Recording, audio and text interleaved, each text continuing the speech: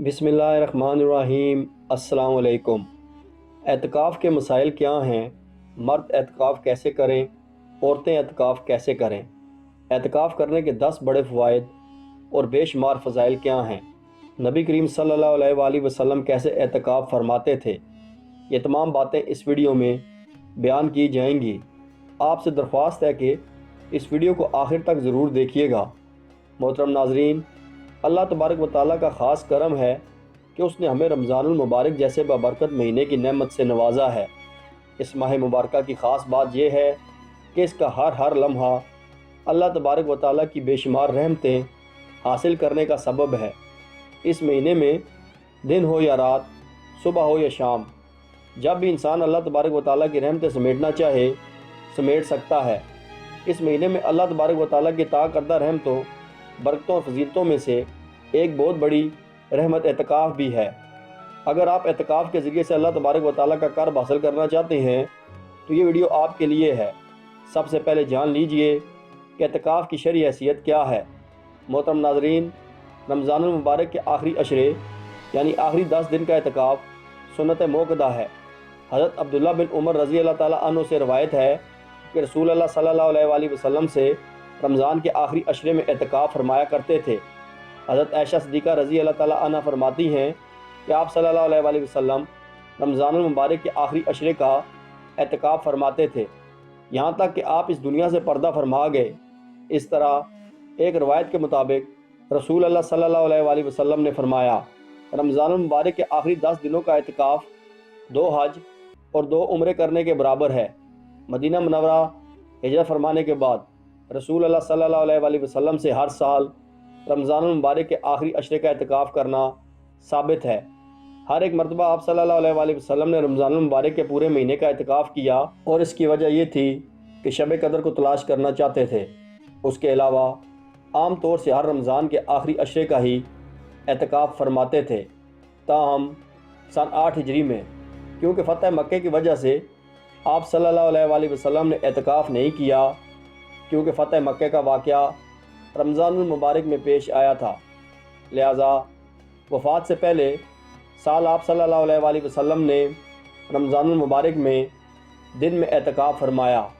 बयान की गई अहादीस और रसूल अल्लाह सल्लल्लाहु अलैहि वसल्लम की मुबारक सुन्नत से ये बात वाज़िह हो जाती है कि दीन इस्लाम में एतकाफ़ की कितनी ज़्यादा अहमियत है।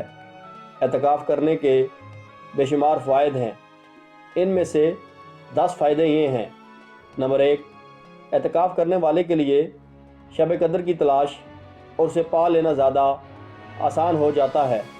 और शब कदर एक ऐसी रात है जो 1000 महीने से ज़्यादा अफजल है, और इसका पा लेना एक मुसलमान के लिए सबसे बड़ी खुशकिस्मती का बायस है। नंबर 2, तहज्जुद की आदत। जब एक इंसान एतकाफ़ करता है तो उसके लिए शब बेदारी और तहज्जुद पढ़ना आसान हो जाता है और उसकी आदत बन जाती है। नंबर 3, अल्लाह तबारक व तआला के घरों यानी मसाजिद से मोहब्बत पैदा होती है और एतकाफ़ करने वाले का दिल मस्जिद जाने से खुश होने लगता है, और ये बात रोज़े महशर अल्लाह तबारक व तआला के अर्श का साया पा लेने का सबब है। नंबर 4, अल्लाह तबारक व तआला के ज़िक्र से उनसियत और मोहब्बत पैदा होती है। नंबर 5, खिलवत और तन्हाई के मौके नसीब होते हैं जिनमें ख़ताओं से नदामत के साथ साथ अल्लाह तबारक व तआला से तौबा इस्तग़फ़ार करने और आंसू बहाने के मौके मिल जाते हैं। नंबर 6, एतकाफ़ करने वाला फ़जूल बातों और नफसानी ख्वाहिशात से बचा रहता है। नंबर 7, जायज़ दुनियावी अमूर और मरगूब चीज़ें छोड़ने के सबब उसे बेरुख़ती और लाताल्लुक़ी पैदा होती है। नंबर 8, एतकाफ़ करने वाले के दिल में फ़िक्र आखिरत पैदा होती है और उसके दिल की इस्लाह होती है। नंबर 9, सुन्नत समझ कर एतकाफ़ करने वालों के दिल में सुन्नत रसूल सल्लल्लाहु अलैहि वसल्लम से मोहब्बत के जज्बात पैदा होते हैं।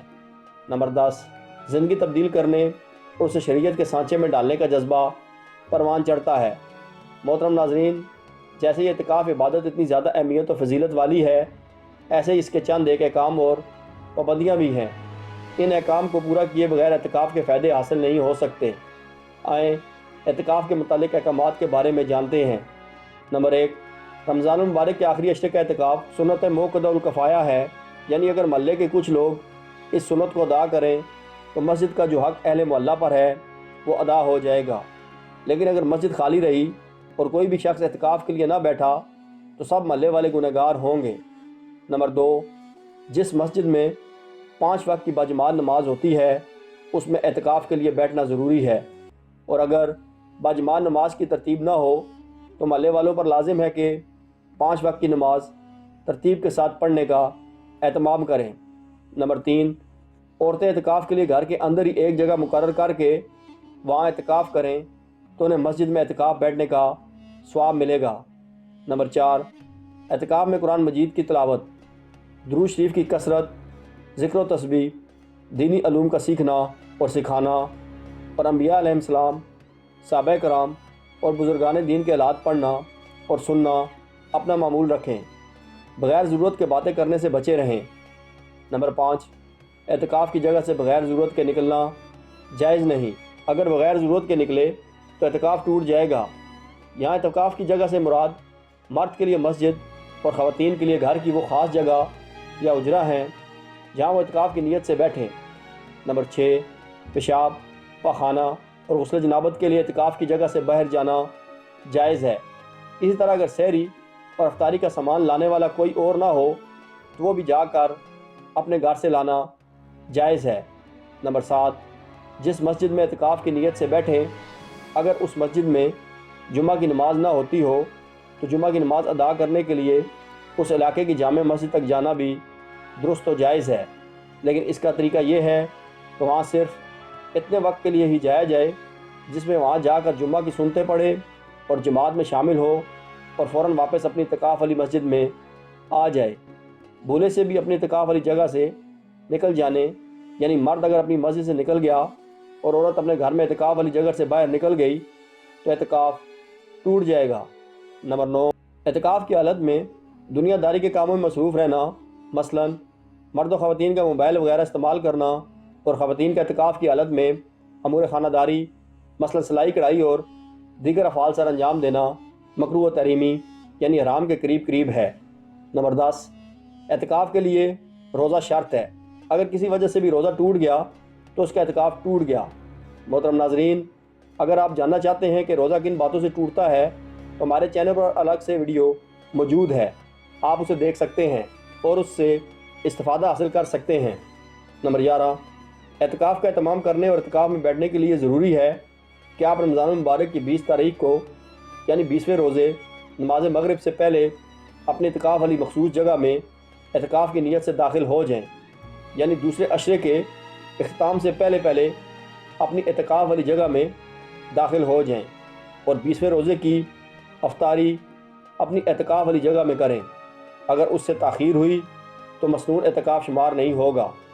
نمبر 12، اعتکاف کی نیت اپنے دل میں ہی کر لینا کافی ہے، لیکن اگر زبان سے بھی کہہ لیں جب بھی ٹھیک ہے۔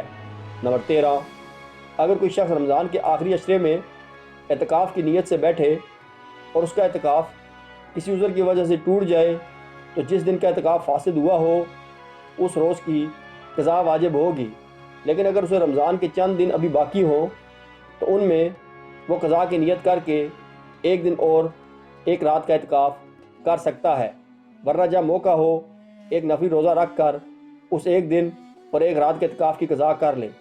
یہ بھی جان لیجیے کہ نفل اعتکاف کی قضا واجب نہیں، کیونکہ نفل اعتکاف مسجد سے نکلنے سے نہیں ٹوٹتا بلکہ ختم ہو جاتا ہے، اور اعتکاف ختم ہونے کی صورت میں قضا لازم نہیں ہوتی۔ نمبر 14، اگر عورت شادی شدہ ہے اور اس کا شوہر ہے تو اس کی اجازت کے بغیر اعتکاف میں نہ بیٹھے، اور اگر شوہر نے بیوی کو اعتکاف میں بیٹھنے کی اجازت دے دی ہے تو پھر بعد میں اسے اپنی بیوی کو اعتکاف سے منع کرنے کا اختیار نہیں ہوگا۔ نمبر 15، اعتکاف مسنون میں غسل واجب کے علاوہ کسی اور کے لیے مسجد سے نکلنا درست عمل نہیں ہے، یعنی گرمی کے موسم میں ٹھنڈک کی نیت سے غسل کے لیے جانا جائز نہیں، اور اگر شدید گرمی کی صورت میں غسل کرنا نہایت ضروری ہو تو مسجد کے اندر ہی کسی بڑے برتن میں پانی ڈال کر اس طرح سے غسل کر لے کہ وہ پانی مسجد کے اندر نہ گرے، یا کوئی کپڑا بھگو کر اسے نچوڑ کر اپنے بدن پر پھیر لے، اس سے بھی مقصد حاصل ہو جائے گا۔ اللہ تبارک و تعالیٰ سے دعا ہے کہ نیکی کی بات کو سننے، سمجھنے اور اس پر عمل کرنے اور رسول اللہ صلی اللہ علیہ وسلم کے بتائے ہوئے طریقے پر تمام عبادات سر انجام دینے کی توفیق عطا فرمائے۔ آمین یا رب العالمین۔